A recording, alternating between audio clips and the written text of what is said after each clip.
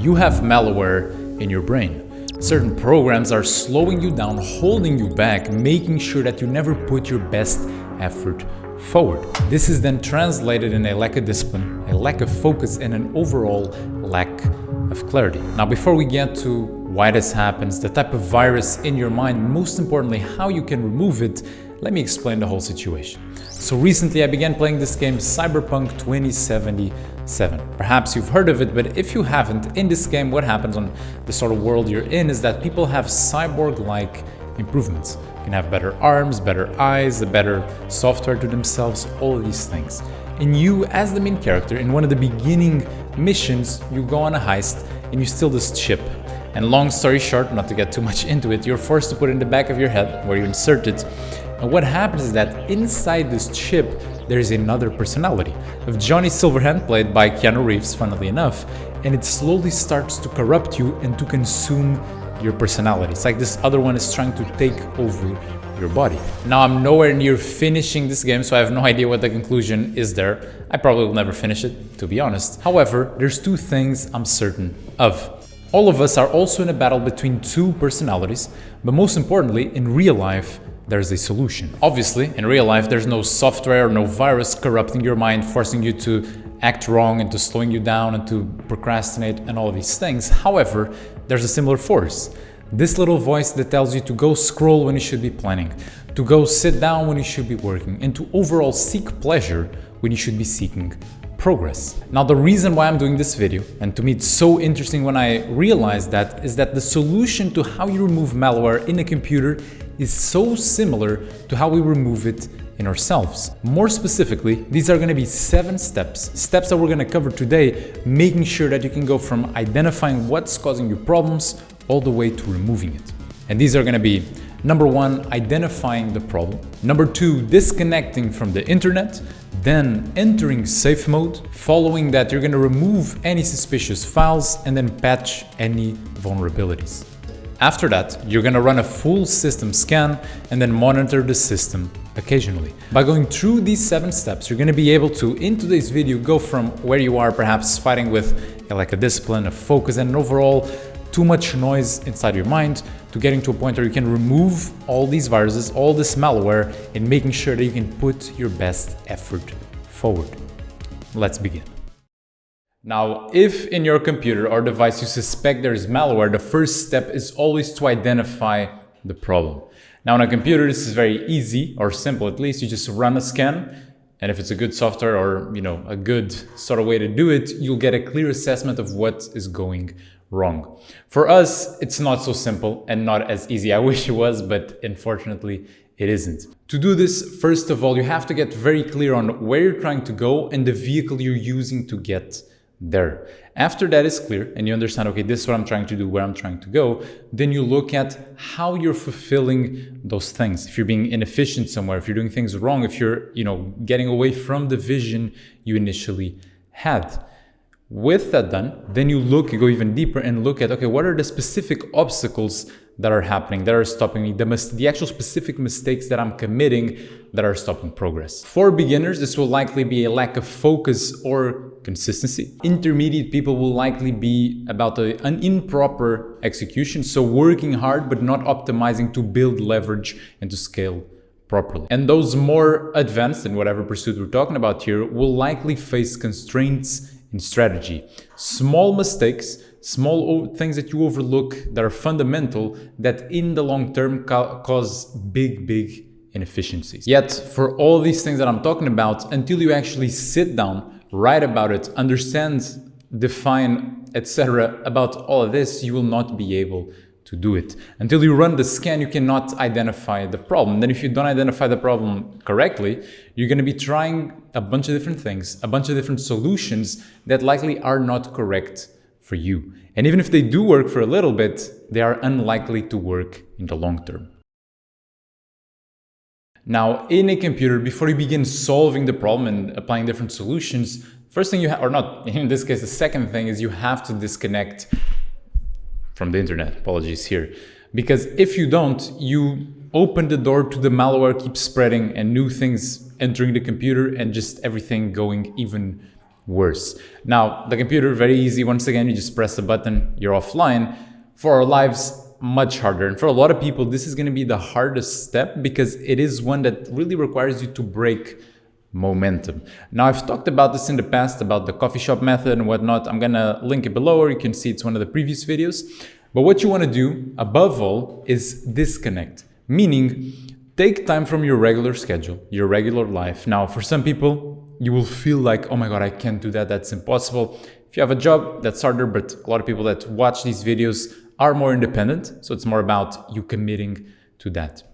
What I suggest is take a day that you take off just for this. So stay away from entertainment, social media, Instagram, TikTok, YouTube, things like that, and be with yourself.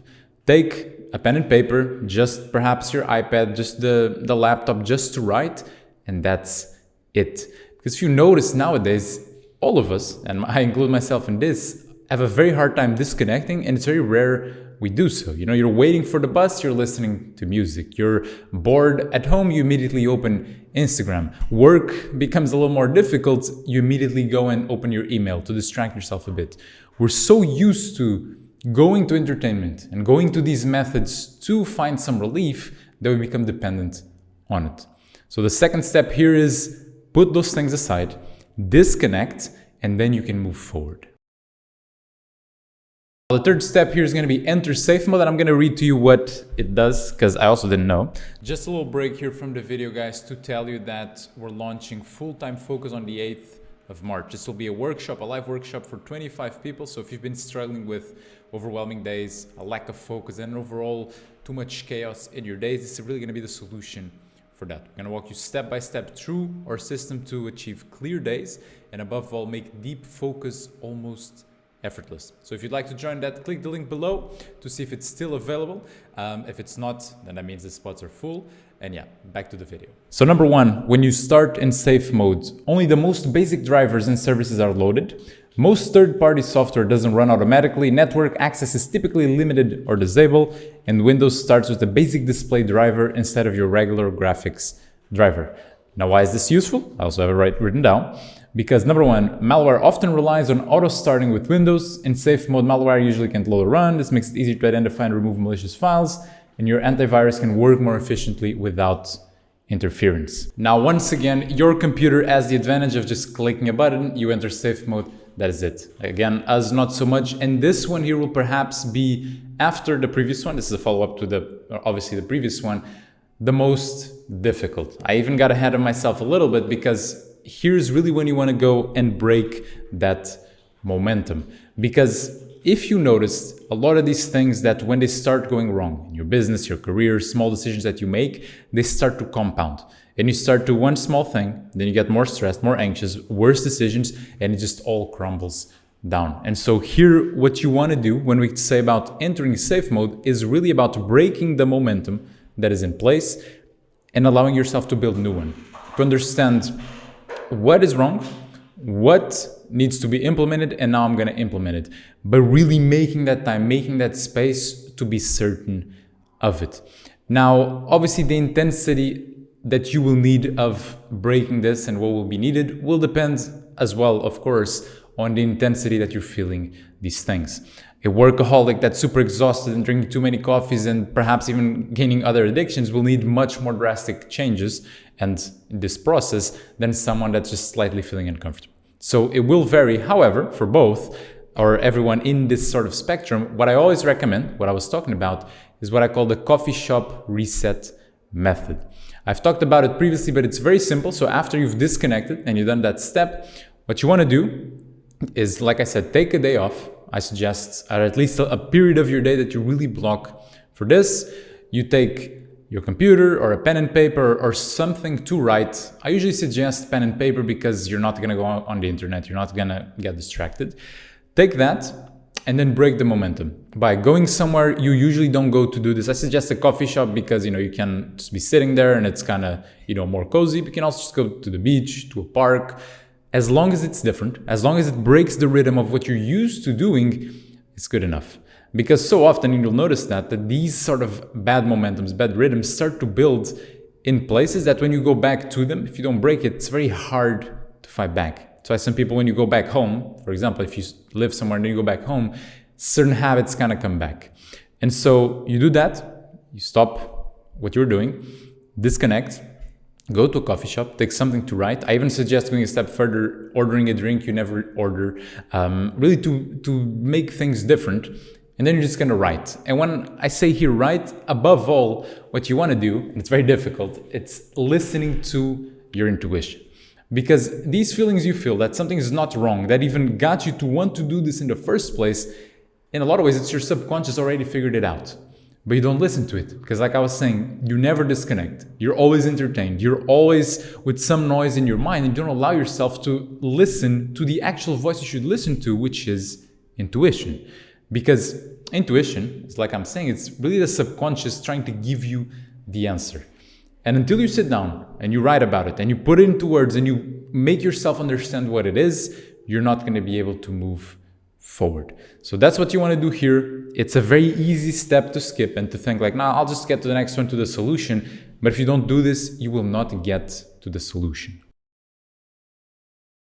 Now, with the previous done, identified, you stopped, identify what's wrong, listen to intuition. Now it's time to remove the suspicious files. Again, computer, you press a button. Here, you have to do it yourself. Now, the suspicious files for you are likely going to be habits, certain things that you're adopting, that you're doing, perhaps habits in a certain direction that is wrong that you have to change. Now, for some, it will be very simple, perhaps just one habit. For others, it will be a slight change. And for others, you'll have to do a complete change with complete habit changes.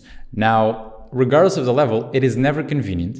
It's never easy. And above all, it's very easy to delay on. These are the sort of things that people, they write, they say, okay, I have to change it. And then it's like, I'll do it one day. And then it just stays there in the notebook forever. And they never plan it, they never implement it. And so things never change. Now, I understand some reluctancy to act here and to do that, but just remember there's this beautiful quote which kind of illustrates what I'm trying to say, which is, what was the quote? The longer you stay on the wrong train, the more expensive will be the ticket back. So once you realize you're wrong, might as well just hop off and correct direction. To simplify the video and not get it too long, I have a free course on removing bad habits, which you can check below. It's free. Just click the link. It's an unlisted YouTube playlist, so you can just kind of go through them.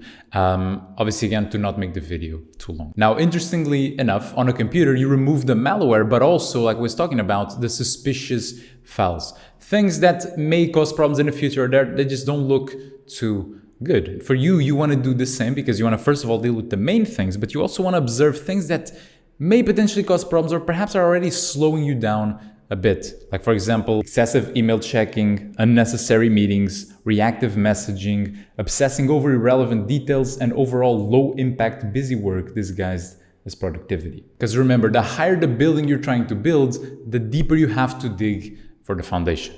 And I'm not saying that you have to be perfect and remove all bad habits, because we can't. And we're human, we're always going to fail, we're always going to have shortcomings. However, there are some that are key and that are stopping all positive momentum from happening and stopping the progress that you want to do. And these you have to cut off. Because if you don't cut them off, they will cut you off. At this point, the slate has been wiped clean. You've, in a way, reset, the computer has been reset, you as well. However, you're still not ready for action or to move forward completely, because looking at the computer here, if you don't patch the vulnerabilities that allowed the malware to get in the first place and to, cause harm to computer, in your case you, it will come back again. And for you, it's even worse because it is certain they will come back again. For example, the person that burned out because they were stressing over work too much, they don't do anything to prevent that from happening again, they will go back to it. If you clean a messy person's room, eventually it will go back to being messy because the person is messy. It is inevitable. After all, the mind that motivates you today and is very excited to do these things will find excuses tomorrow, and you know it. Now, at this stage, it's hard to give specific advice because everyone is different and they interpret the world in different ways and struggle with different things. However, one thing is universal, and if it's not fixed, is universal. A lack of awareness inevitably leads us to damaging comfort, whether that's an action, a habit, fast food, social media, pornography, whatever it may be, we end up back there. Because if you look at the most common issues that people face, like a discipline, a lack of focus, a lack of strength to deal with temptation, they never begin from one day to the other. It is a slow descent, small steps that become bigger and bigger until a point where you don't recognize yourself anymore.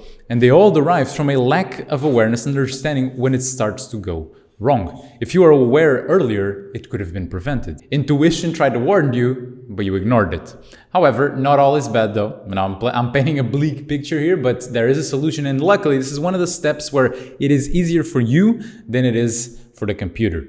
As a matter of fact, for this 5th, 6th, and 7th step, the solution is pretty much the same. It's going to be a major review and then a weekly review. The first time you do this will be a major review where you put the emphasis on creating friction between you and the bad decisions you usually end up doing. For example, blocking distracting apps, removing notifications from your computer and your phone, renting an office so you're more focused, things like this. So one-time things that really kind of create friction between you and the wrong that you tend to do. These are one-time solutions, you just do once, that yield long-term results. In a lot of ways, you're creating a foundation where the default decision not only becomes what you want to do, but the environment you're in prevents you from doing the bad that you usually do.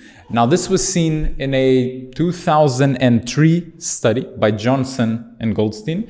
It was on organ donation. I first saw this in Atomic Habits, perhaps you know the study I'm talking about, where they compared different European countries that in a lot of things are very similar, religion and culture and how people act.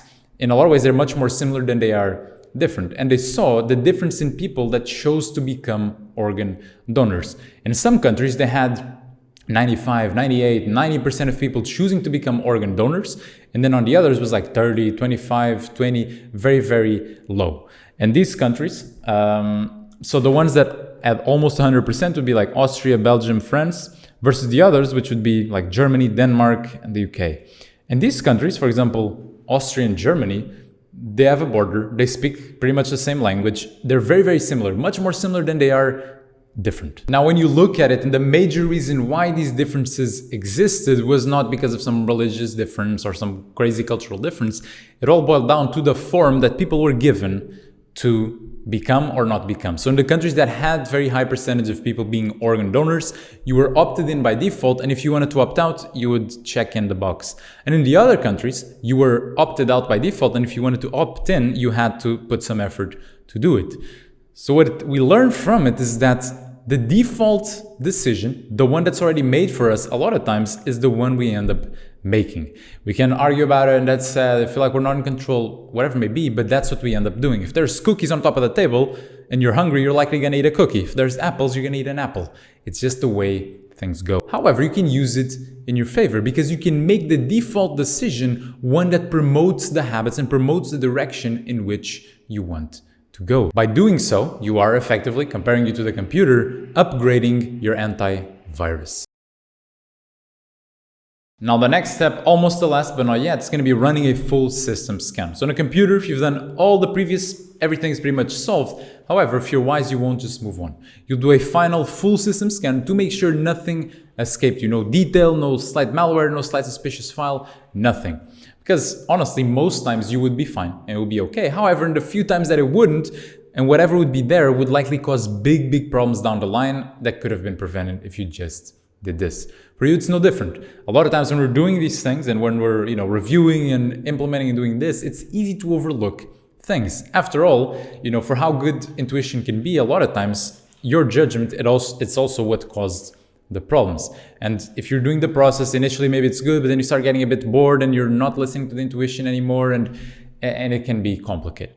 So what I suggest here to correct this is to go outside of yourself and get a more logical, clear perspective, void of the emotions and ego you have attached to it. And for this, luckily nowadays, we have the blessing of AI. And before you start rolling your eyes at that, because I know some people just use AI to ask like, oh, what's the weather going to be like tomorrow, things like that, realize that the quality of it depends on the quality of your questions. Just as Tony Robbins said, the quality of your life depends on the quality of your questions. Here is no different. Because the more specific you are, the more accurate you are, and the more detailed you can be, the better answer you're going to get. And if you do it correctly, you're going to realize that this is not only a fantastic tool, it's a life-changing one. So to go about it, what I suggest is go to ChatGPT or DeepSeek or Claude AI, which is personally my favorite. And what I suggest is you take your whole brainstorming session you did. For this is going to be easier if you did it on the computer, of course, because otherwise you have to just write it down. You input it on ChatGPT or Claude AI or whatever, and then you preface it with this I'm going to show on the screen. This prompt is really going to help you to not only see if there's any logical things logical inconsistencies you're having, if there's things you're missing, and overall if there's any gaps that you overlooked. A small habit that you should implement, a small thing that you're not removing that you actually should remove, a completely different direction you're not seeing here. It's really going to change everything. And then it's going to change even more that if after that, you keep asking follow-up questions. These are always going to be different for everyone because obviously it's a long brainstorming session. It's always going to be different. But for example, let's say if my problem I felt was like, and I wrote about like, I just can't focus and I feel like if I fixed my focus, everything would be better.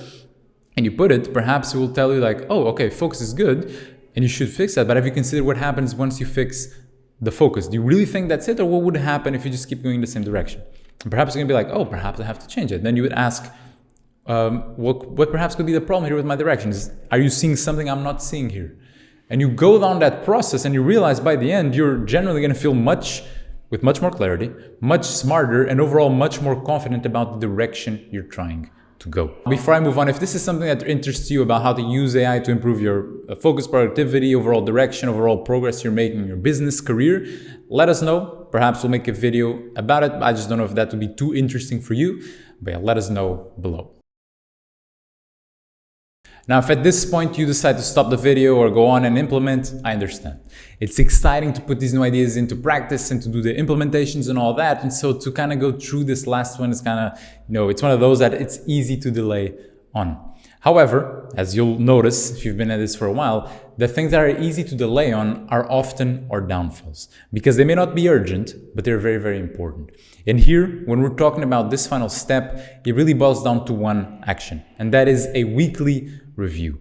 I've talked a lot about this, and we even talked about reviews here, but without making this a habit of constantly and consciously looking at what you're doing, even when things feel that everything's going well and perfect and all that, without having the habit of reviewing, of sitting down, of looking, what is going well? How can I keep it going well? What is perhaps going wrong? How can I make it not go wrong? What is perhaps something that's starting to go wrong and I have to fix? Without this process, you will, I would say here, almost inevitably get to a point that you're not going to be happy with.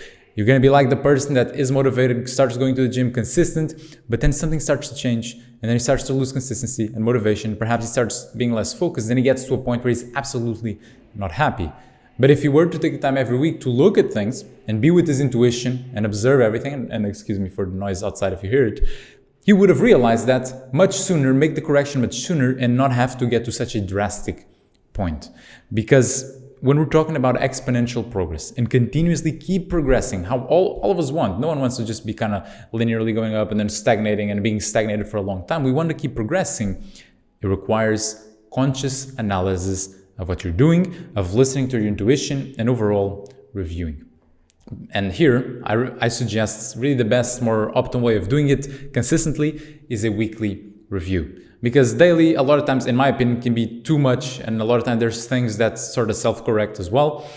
Monthly, it's way too long and it opens too much space to the negative momentum to build. However, weekly, it's really that perfect sort of setup. Because if you look at it, we all organize our lives weekly. It's Monday through Friday usually, then Saturday, Sunday, weekend, and then it begins the new week. Even if you work Saturday and Sunday, there's sort of a mental thing where it's like, okay, Monday is the new week.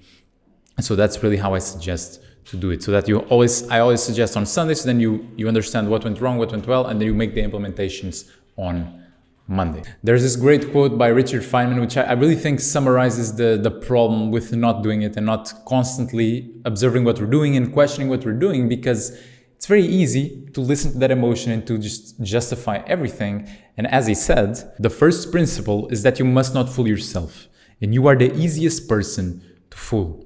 We're all very prone to just making rash decisions, listening to just that voice that is not the right one, to logically justify something we shouldn't justify. And so we have to stop and look at things clearly. Now, how I suggest you do this is similar to how you do the major review. Go to a coffee shop, go somewhere different, take not phone, but iPad, laptop, a pen and paper, notebook, and then just go through it. I like to do it personally, just first of all, looking at the consistency and quality of execution of what I did. So seeing, was I very consistent with what I committed to do? And was I focused with it? Did I do it correctly? If not, okay, what went wrong? How can I improve it? And I trust you to make those adjustments because you're smart enough. I don't have to be giving you every step here. Once that is done, you're going to look at, am I still in the right direction? Is my effort, so is my consistency and my focus pointing me in the right direction, or am I shifting off of it? Or is there any shift that I need to make because I'm already off of it? And ask yourself consciously and really try to be truthful here. Because a lot of times what your intuition, what the right voice will tell you will feel like someone that you disagree with is talking to you. And a lot of times our tendency when that happens is to just not listen, and they stop talking and we say our arguments. Here, it's also kind of the same. You're like, okay, but logically this. Try to not do that, because usually the voice that's trying to be kind of speak over it is wrong. Usually, not in real life, not always, but here, usually. Listen to the intuition, listen what it says, what it has to say to you, and just embrace it. It's often uncomfortable. Often it will require big shifts that we don't want to make because we're just on our path and we've already crafted it and I want to be here, but you have to make changes sometimes. And once they feel right and you know that the right change is difficult, don't let the difficulty stop you from doing it. Just do it. Obviously, that's much easier, to say than to do, but that's what you have to do. Write about it, understand how you're going to make that shift, understand how you're going to do it, but then at some point you just have to do it.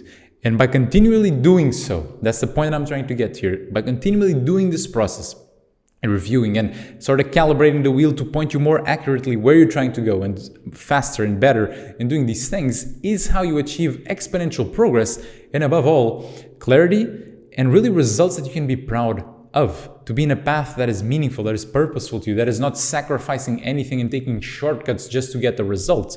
You have to be honest with yourself and you have to be honest with yourself consistently.